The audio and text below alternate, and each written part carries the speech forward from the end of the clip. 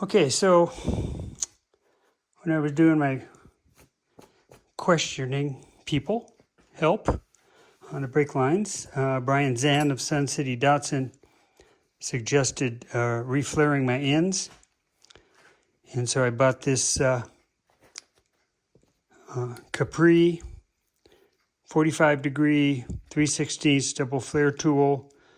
It's a handheld unit that Ryan Bird from Bird Daddy suggested, and he redid all his brake lines using this tool. So that came in. I had to go to YouTube to really figure out how to use it. So this was an old line, and I just did the double flare, and then I took this fitting, and also what I did is I took a die when this was off and cleaned up the threads there, taps, and I took a die and cleaned up the threads on the fitting. And I put these two together, tightened it up, and it worked. So I'm going to go back and finish that up on this line here. This is the original line. And then I'll crawl under the car and put it together. And if it holds, I can start bleeding the brakes.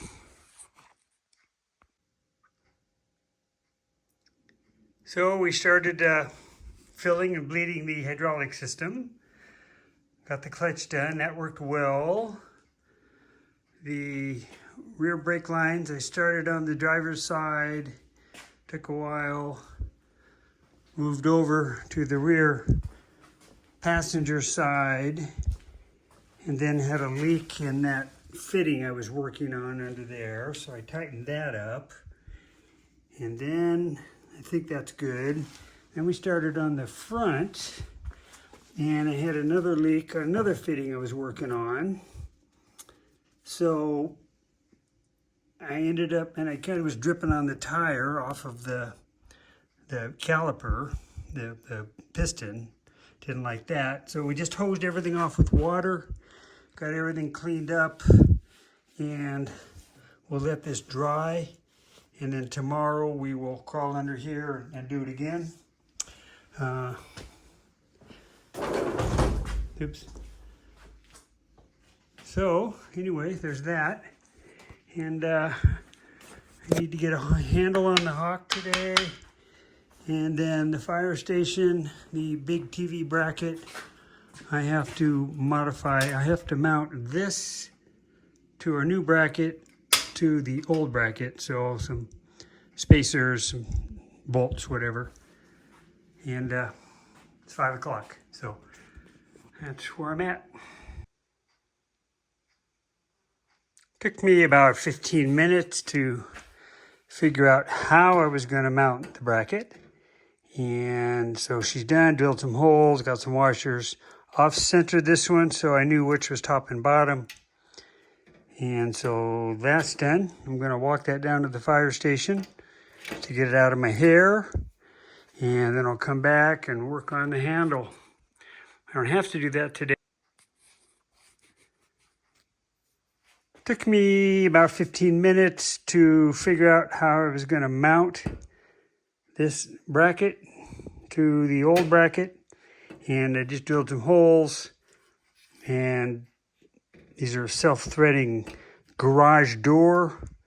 They're 1/4 inch, I don't know what you call it. I can show you what I've got. We had a friend that used to haul garage doors, and so I've got lots of hardware left over from that.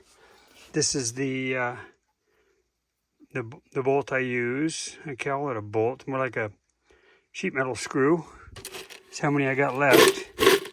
Been using those over the years, 30 years. Nothing like free hardware. So that's in. I'm going to walk this down to the fire station, get that out of my hair. And I'm going to come back and work on the handle to the Hawk. And you can go to our JapaneseTrowels.com website to look at those. Hopefully YouTube won't kick that out. Handle is on. Again, Okumi boat building plywood. I buy redwood at Lowe's and run this through the table saw and the planer to get the rails and the handles. Here it is, good to go. The other thing we do is we stamp it with our Landerland logo. So this is a brand I made. So you heat that up on the oven or with the torch, and so there's that. And in here is 2 rows of Hawk materials, supplies, jigs, fixtures, tools. I've got 3 more here ready to go. These are warped, so I can't sell them, but we can use them in-house or give them away. Lots of extra rails. When I make these, you know, I spend a day and machine them. Table saw, planer, router, chop saw to get the angle. And here's chemicals. Lots of brake cleaner, carb cleaner, lacquer thinner, epoxies, alcohol, acetone, window cleaner, bleach, stuff. Okay, so the shop is shutting down for the day.